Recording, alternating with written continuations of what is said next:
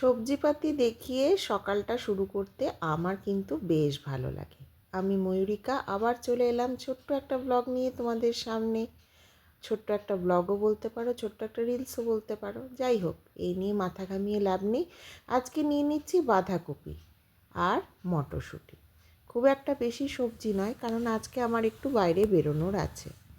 তো আজকে যাব ফোনটাকে নিয়ে।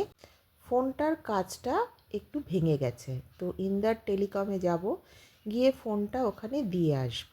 আমাকে বলেছে 7 দিন নেবে ফোনটা ঠিক করতে। তো যাই হোক, ফোনটা তো দিয়ে দিলাম, আর সিম কার্ডটাও আমাকে দিয়ে দিল। তো দেখা যাক, 7 দিনের অপেক্ষা রইল। ফোনটা আমি কিনেছিলাম কালকে, তো সেই জন্য আজকেই ফোনটার এই রকম অবস্থা দেখে মনটা একটু খারাপই লেগেছে। কারণ ফোনটার দাম নিয়েছে প্রায় 3,500 টাকা। বাটন সিস্টেম ফোন, কিন্তু তাও দামটা কিন্তু বেশি আমার ক্ষেত্রে। যাই হোক, এইটা একটু দরকার লাগবে বলে এই ফোনটা কেনা। তো বাড়িতে এসে বসিয়ে দিলাম বাঁধাকপি। এই রেসিপিটা কিন্তু আমার কাছ থেকে অনেকে চেয়েছে, শুধু ফেসবুকেই নয়, এটা মেসেঞ্জারেও অনেকে আমাকে লিখেছে যে দিদি তুমি বাঁধাকপির রেসিপিটা আমাদের দাও। তো বাঁধাকপিটা একটু নুন দিয়ে আমি ফুটতে দিয়ে দিলাম, আর এখানে জামা কাপড়গুলো মেলে দিচ্ছি। সকালের দিকে এখন রোদটা এত ভালো উঠছে যে জামা কাপড় শুকোতে কিন্তু বেশিক্ষণ সময় লাগছে না। আমি কিন্তু গান করতে করতে, গান শুনতে শুনতে নিজের বাড়ির কাজকর্মগুলো করি। তাতে কিন্তু কাজের অতটা প্রেশারও মনে হয় না, আর কাজগুলো অনায়াসেই হয়ে যায়। এটা আমার ছোটোবেলাকার অভ্যেস বলতে পারো। গান আমার ভীষণ ভালো লাগে শুনতে।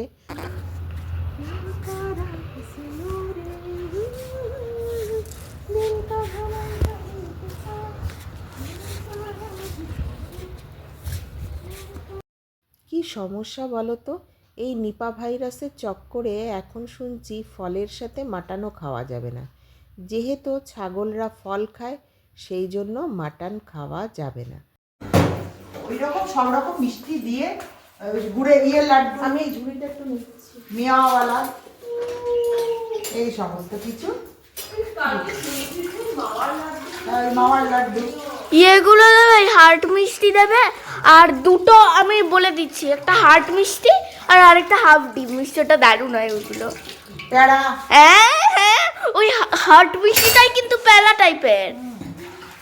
আর নিপা ভাইরাসের ভয়ে সরস্বতী পুজোয় ফলের পরিবর্তে মিষ্টি আনার প্ল্যানিং চলছে আমাদের বাড়িতে।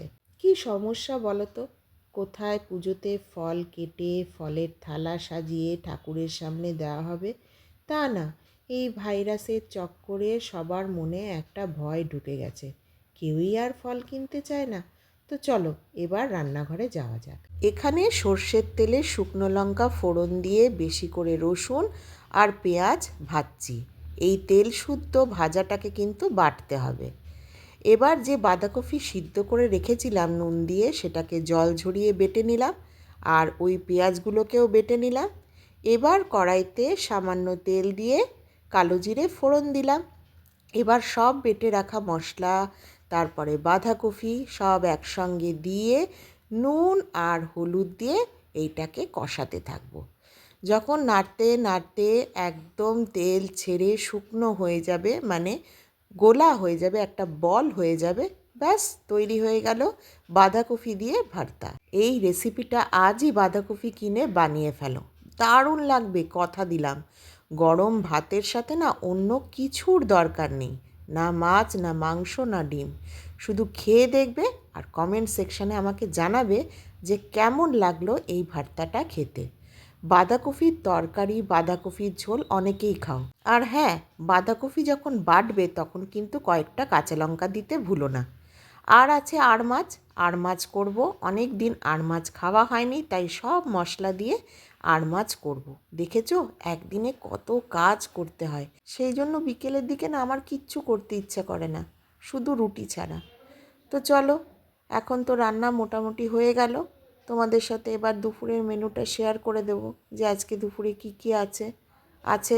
তোমরা তো দেখতেই পেলে, ভাত, বাঁধাকপির ভর্তা, পেঁয়াজকলি আলু দিয়ে একটা ভাজা। এই ছিল আজকে দুপুরের লাঞ্চ মেনু। তো চলো, আর ভিডিও বড় করব না।